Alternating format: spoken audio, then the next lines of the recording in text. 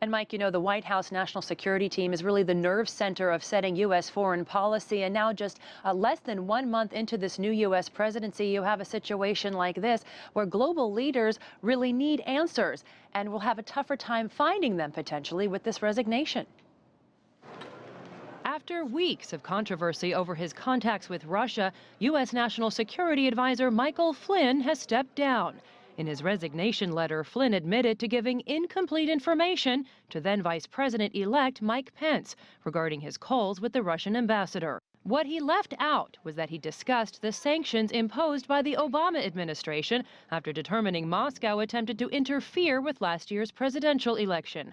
The White House says U.S. President Donald Trump knew for weeks about Flynn's untruthfulness before asking him to leave. There was nothing in what General Flynn did in terms of conducting himself that was an issue. What came down to, plain and simple, was him misleading the vice president and others and not having a firm grasp on his recollection of that. You cannot have a national security advisor misleading the vice president and others. As National Security Advisor, Flynn took a lead role in developing U.S. foreign policy on the Democratic People's Republic of Korea, fighting ISIL, and enforcing the Iran nuclear deal, making this warning after Tehran's recent missile launch. We are officially putting Iran on notice. Israeli Prime Minister Benjamin Netanyahu had hoped to work with Flynn to take a tougher line on Iran.